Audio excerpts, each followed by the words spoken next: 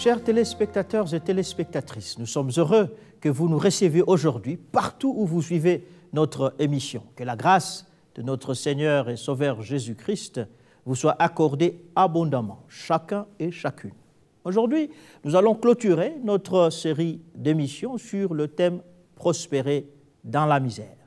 Mais d'aucuns diront, pour la énième fois, est-il possible de prospérer dans la misère grave qui ronge l'Afrique, les Haïti et le reste du monde pauvre? N'est-ce pas rêver debout que de parler de la prospérité dans la misère? Qui est naïf? Quel économiste?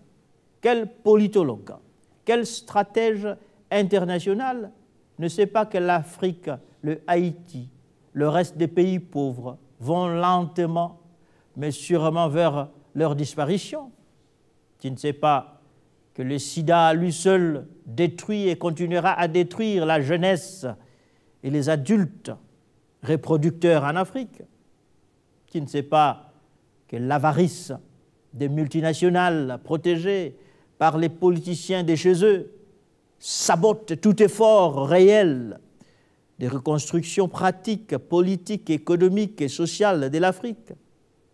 Qui doute de l'aveuglement et de l'entêtement dément de la majorité des leaders des pays pauvres qui conduisent leur nation au chaos?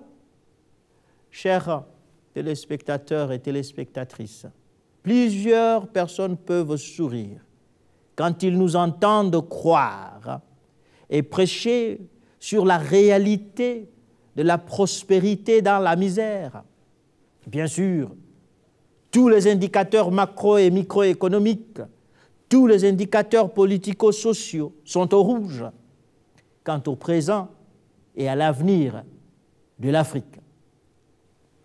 Mais le Dieu de la Bible a l'habitude de faire prospérer les siens, ses enfants, en se passant de tout ce qui se passe autour d'eux. Chers bien-aimés, dans le Seigneur, le secret de la prospérité individuelle et nationale, malgré la misère environnante, Dieu ne le place pas dans les efforts des gouvernements d'union nationale ou dans les efforts de l'ONU ou dans les efforts des organisations financières internationales. Le secret de la prospérité dans la misère de l'Afrique et d'Haïti, Dieu le place dans les talents, dans les capacités naturelles et intellectuelles et spirituelles, dans les dons qu'il accorde à ses enfants nés et grandissant dans la misère. En d'autres termes, entre les mains de notre Dieu, chacun de nous est une sorte de pépinière, un réservoir de prospérité pour notre famille, pour notre pays, pour notre continent. Entre les mains de notre Dieu, chacun de nous a un avenir prospère que Dieu rendra manifeste à son temps pour le bien de notre famille et le bien de nos nations. Dans l'histoire du jeune Joseph, vendu comme esclave, enfermé dans la prison cruelle des pharaons, le secret de sa prospérité dans la misère ne se trouve pas dans la condition sociopolitique ou économique de l'Égypte. Le secret de la prospérité de Joseph dans la misère se trouve en Dieu. Le secret de la réussite de Joseph, malgré sa misère, se trouve dans le don que Dieu lui a accordé, le don d'interpréter les songes. N'avait-il pas, lui, avec l'aide de Dieu, expliqué les songes de deux hauts fonctionnaires de Pharaon?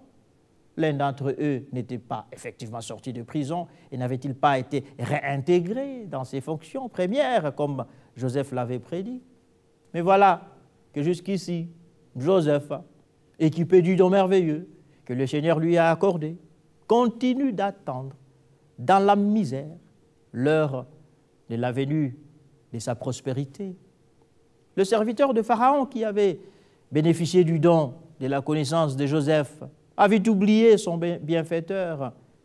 Une fois restitué à son poste, les chansons du Pharaon oublient de parler favorablement de Joseph auprès du pharaon d'Égypte. En effet, il est souvent le cas pour celui qui souffre. Il se retrouve seul, abandonné de tous, surtout de ceux auxquels il avait fait du bien dans le passé. La sagesse humaine ne dit-elle pas que la reconnaissance n'est pas de ce monde? Le serviteur de Pharaon qui avait bénéficié de l'aide de Joseph l'a vite oublié. Il s'était relancé dans sa nouvelle liberté retrouvée, il s'était relancé dans sa nouvelle fonction retrouvée. Il a totalement perdu connaissance de son bienfaiteur étranger, de ce jeune Joseph, jeune homme hébreu au pouvoir spirituel mystérieux. Mais quand les chansons du Pharaon oublient Joseph, Dieu, au contraire, ne l'oublie pas. Voici alors ce que la Bible dit sur la venue de la prospérité dans la vie du jeune esclave malheureux, pauvre, esseulé, du jeune Joseph.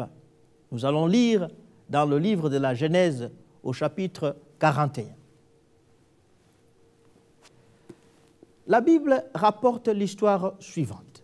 Au bout de 2 ans, Pharaon eut un songe. Voici, il s'est traîné près du fleuve. Et voici cette vache belle à voir et grasse de chair montèrent hors du fleuve, se mirent à paître dans la prairie. Cette autre vache laide à voir et maigre de chair montèrent derrière elle hors du fleuve et se tinrent à leur côté sur le bord du fleuve. Les vaches laides à voir et maigres de chair mangèrent les 7 vaches belles et voir et grasses de chair. Et Pharaon s'éveilla, il s'est rendormi et eut un autre songe. Voici 7 épis gras et beaux montèrent sur une même tige. Et cet épis maigre et brûlé par le vent d'Orient poussèrent après eux. Les épis maigres engloutirent les 7 épis gras et pleins. Et Pharaon s'éveilla. Voilà le songe. Genèse 41, 1 à 7. Chers bien-aimés, arrêtons la lecture des Écritures saintes pour un moment et posons-nous les questions suivantes. Quel est le rapport direct qui puisse exister entre le sort malheureux du jeune Joseph en prison et les songes de Pharaon? Pharaon, le grand et puissant roi de l'Égypte, vivait dans son palais royal et commandait aux destinées de l'Égypte entière. Joseph, lui, n'était qu'un pauvre jeune homme étranger, faussement emprisonné dans la prison la plus cruelle d'Égypte. Certainement, le pharaon d'Égypte ne savait rien de la condition de Joseph. Mais voilà que Dieu commence le processus de la délivrance et de la prospérité de Joseph dans la tête de Pharaon. Dieu commence son travail de prospérité en faveur de Joseph dans le songe qu'il envoie dans la tête du Pharaon. C'est Dieu qui injecte un songe mystérieux dans le sommeil de Pharaon pour l'agiter. Voici encore ce que la Bible dit au sujet de ces songes. Et voyons comment Dieu va utiliser le songe de Pharaon au profit du jeune homme Joseph. La Bible dit, le matin, Pharaon eut l'esprit agité. Il fit appeler tous les magiciens et tous les sages de l'Égypte. Il leur raconta ses songes, mais personne ne put les expliquer à Pharaon. Alors, le chef des échansons prit la parole et dit à Pharaon, « Je vais rappeler aujourd'hui le souvenir de ma faute. » Pharaon s'était irrité contre ses serviteurs, il m'avait fait mettre en prison dans la maison du chef des gardes, moi et le chef des panetiers. Nous eûmes l'un l'autre un songe dans une même nuit et chacun de nous reçut une explication en rapport avec le songe qu'il avait eu. Il y avait là avec nous un jeune esclave hébreu, esclave du chef des gardes. Nous lui racontâmes nos songes et il nous les expliqua. Les choses sont plutôt arrivées selon l'explication qu'il nous avait donnée. Pharaon me rétablit dans ma charge et il fit prendre les chefs des panetiers. Pharaon fit appeler Joseph. On le fit sortir en acte de prison. Il se rasa, changea de vêtements et s'est rendu vers Pharaon. Pharaon dit à Joseph, « J'ai eu un songe, personne ne peut l'expliquer. Et j'ai appris que tu expliques un songe après l'avoir entendu. » Joseph répondit à Pharaon en disant, « Ce n'est pas moi, C'est Dieu qui donnera une réponse favorable à Pharaon. Pharaon dit alors à Joseph. Alors je m'arrête ici pour le moment et nous allons continuer après la pause.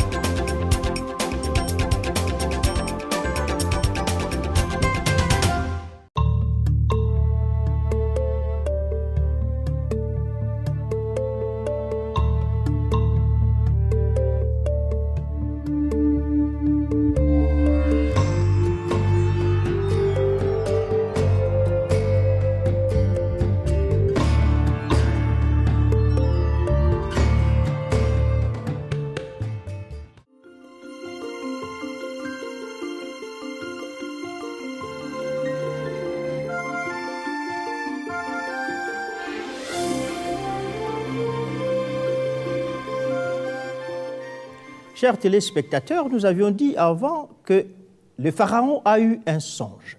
Alors, voici ce que la Bible dit. Le matin, Pharaon eut l'esprit agité, et il fit appeler tous les magiciens et tous les sages de l'Égypte. Il leur raconta ses songes, mais personne ne put les expliquer à Pharaon. Alors, le chef des échantillons prit la parole et dit à Pharaon, « Je vais rappeler aujourd'hui le souvenir de ma faute. » Pharaon s'était irrité contre ce serviteur, il m'avait fait mettre en prison dans la maison du chef des gardes. Mais moi et le chef des panétiers, j'ai l'un l'autre un songe dans une même nuit et chacun de nous reçut une explication en rapport avec le songe qu'il avait eu. Il y avait là avec nous un jeune hébreu, esclave du chef des gardes. Nous lui racontâmes nos songes et il nous les expliqua. Les choses sont arrivées selon l'explication qu'il nous avait donnée. Pharaon me rétablit dans ma charge et il fit pendre le chef des panétiers. Pharaon fit appeler Joseph. On le fit sortir en hâte de prison, il se rasa, changea de vêtements et se rendit vers Pharaon. Pharaon dit à Joseph, « J'ai eu un songe, personne ne peut l'expliquer. J'ai appris que tu expliques un songe après l'avoir entendu. » Joseph répondit à Pharaon en disant, « C'est pas moi, c'est Dieu qui donnera une réponse favorable à Pharaon. » Pharaon dit alors à Joseph, « Dans mon songe, voici, je me tenais sur le bord du fleuve, et voici, cette vache grasse de chair et belle d'apparence montèrent hors du fleuve et se mirent à paître dans la prairie. Cette autre vache montèrent derrière elle, malgré maigre, fort laide d'apparence et décharnée. Je n'ai point vu d'aussi laide dans tout le pays d'Égypte. Les vaches décharnées et laides mangèrent les 7 premières vaches qui étaient grasses. Elles les engloutirent dans leur ventre sans qu'on s'aperçût qu'elles y fussent entrées. Et leur apparence était laide comme auparavant. Et je m'éveillai. Je vis encore en songe 7 épis pleins et beaux qui montèrent sur une même tige. Et 7 épis vides, maigres, brûlés par le vent d'Orient, poussèrent après eux. Les épis maigres engloutirent les 7 beaux épis. Je l'ai dit au magicien, mais personne ne m'a donné l'explication. Joseph dit à Pharaon, « Ce qu'a songé Pharaon est une seule chose. Dieu a fait connaître à Pharaon ce qu'il va faire. Les 7 belles vaches sont 7 années. Les 7 épis beaux sont 7 années. C'est un seul songe. Les 7 vaches décharnées et laides qui montèrent derrière les premières sont 7 années. Et les 7 épis vides, brûlés par le vent d'Orient, seront 7 années de famine. Ainsi comme je viens de le dire à Pharaon, Dieu a fait connaître à Pharaon ce qu'il va faire. Voici, il y aura cette année de grande abondance dans tout le pays d'Égypte. cette année de famine viendra après elle, et l'on oubliera toute cette abondance au pays d'Égypte, et la famine consumera le pays. Cette famine qui suivra sera si forte qu'on ne s'apercevra plus de l'abondance dans le pays. Si Pharaon a vu le songe se répéter une seconde fois, ce que la chose est arrêtée de la part de Dieu et que Dieu se hâtera de l'exécuter. Maintenant, que Pharaon choisisse un homme intelligent et sage et qu'il le mette à la tête du pays d'Égypte. Que Pharaon établisse des commissaires sur le pays pour les 25e des récoltes de l'Égypte pendant les 7 années d'abondance. Qu'il rassemble tous les produits de ces bonnes années qui vont venir, qu'il fasse sous l'autorité de Pharaon des amas de blé, des approvisionnements dans les villes, et qu'ils en aient la garde. Ces provisions seront en réserve pour le pays, pour les 7 années de famine qui arriveront dans le pays d'Égypte, afin que le pays ne soit pas consumé par la famine. Ces paroles plurent à Pharaon et à tous ses serviteurs. Et Pharaon dit à ses serviteurs, « Trouverions-nous un homme comme celui-ci, ayant en lui l'esprit des dieux ?» Et Pharaon dit à Joseph, « Puisque Dieu t'a fait connaître toutes ces choses, il n'y a personne qui soit aussi intelligent et aussi sage que toi. Je t'établis sur ma maison et sur tout mon peuple, et tout mon peuple obéira à tes ordres. Le trône seul me lèvera au-dessus de toi. » Pharaon dit à Joseph, « Vois, je te donne le commandement de tout le pays d'Égypte. » Pharaon ôta son anneau de la main et le mit à la main de Joseph. Il les revêtit d'habits de fin lin et lui mit un collier d'or au cou. Il les fit monter sur le char qui suivait le sien, et l'on criait devant lui, à genoux. C'est ainsi que Pharaon lui donna le commandement de tout le pays d'Égypte.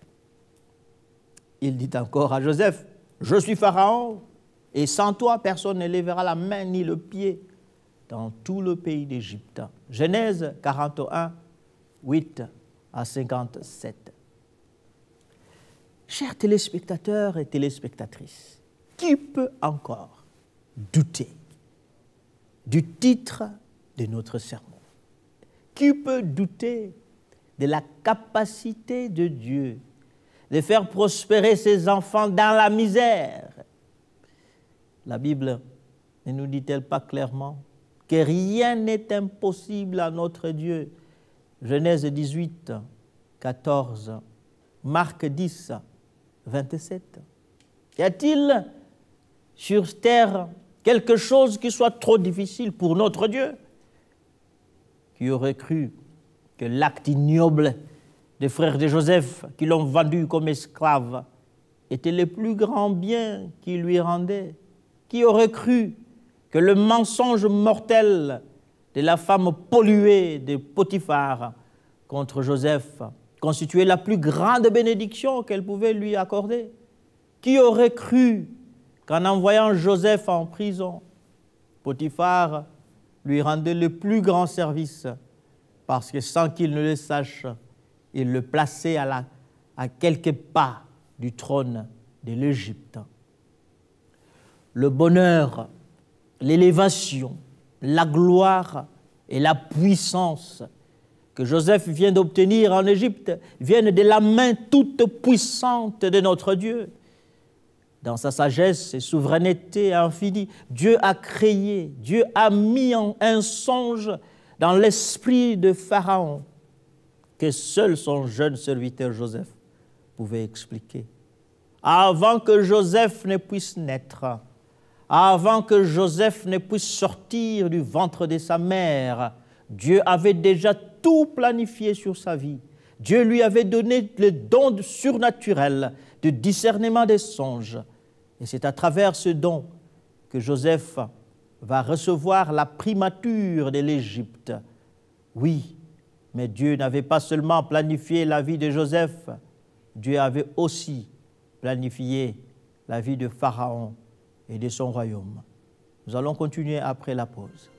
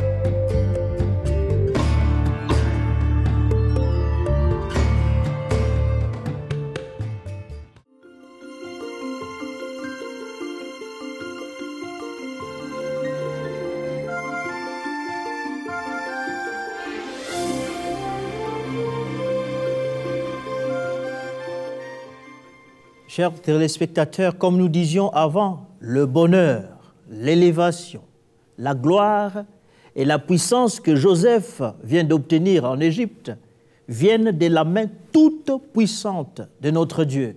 Dans sa sagesse et souveraineté infinie, Dieu a créé, Dieu a mis un songe dans l'esprit de Pharaon que seul son jeune serviteur Joseph pouvait expliquer. Avant que Joseph ne puisse naître, avant qu'il ne puisse sortir du ventre de sa mère, Dieu avait déjà tout planifié sur sa vie. Dieu lui avait déjà donné le don surnaturel du discernement des songes. Et c'est à travers ce don que Joseph va recevoir la primature de l'Égypte. Mais Dieu n'avait pas seulement planifié la vie de Joseph, Dieu avait aussi planifié la vie de Pharaon et de son royaume. Dieu avait planté un songe dans l'esprit de Pharaon que seul Joseph pouvait expliquer. Dieu avait bouleversé les conditions climatiques et météorologiques de l'Égypte afin que la période d'extrême abondance annoncée par Joseph se transforme en famine extrême pour prouver la véracité de sa parole dans la bouche de son jeune serviteur Joseph. Chers bien-aimés, pouvons-nous enfin prendre conscience de la grandeur de ce qui se passe dans le texte biblique que nous avions lu? Pour délivrer son jeune serviteur Joseph, Dieu met le monde en branle en faveur de son enfant. Chers bien-aimés, la misère noire dans laquelle nous vivons, malgré sa gravité, ne peut pas empêcher Dieu de réaliser son plan de bonheur et de prospérité dans notre vie et dans notre pays. Dieu a un plan de bonheur pour toi, jeune Africain et jeune Haïtien. Dieu a un plan de prospérité, de bonheur pour toi, homme, femme du tiers-monde en train de croupir dans la misère et l'oppression des puissants de ta nation. Non, ne crois pas aux mensonges du diable qui ne cesse de te dire que tu n'as pas d'avenir. Tu as un avenir heureux, tu as un avenir prospère, tu as un avenir heureux parce que le Dieu de Joseph est aussi ton Dieu à toi. Le Dieu de Joseph est aussi le Dieu des chrétiens et chrétiennes à cause de Jésus-Christ. Chers frères et sœurs en Christ, le Seigneur Jésus ne nous a pas sauvés spirituellement seulement, le Seigneur Jésus nous a aussi sauvés physiquement et matériellement. Jésus-Christ connaît ton nom, il connaît ta famille, il connaît la maison en tôle ou en paille ou en argile dans laquelle tu habites. Jésus-Christ connaît la natte sur laquelle tu dors. Jésus-Christ connaît les bruissements diurnes et nocturnes de tes intestins vides. Jésus-Christ connaît les nuits sans sommeil que tu passes dans ta maison sans fenêtre parce que tu ne sais que tu pourras manger, ce que tu pourras boire.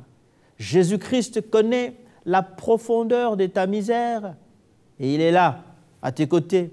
Il te dit, ne crains pas, je suis avec toi. Ton Dieu te dit, de la misère qui te frappe en plein fouet, je ferai sortir le bonheur et la prospérité. Comme je l'ai fait pour Joseph, je vais le faire pour toi. Alors, chers bien-aimés dans le Seigneur, attachons-nous fermement au Seigneur Jésus-Christ. Vivons avec lui, vivons dans l'obéissance à sa volonté.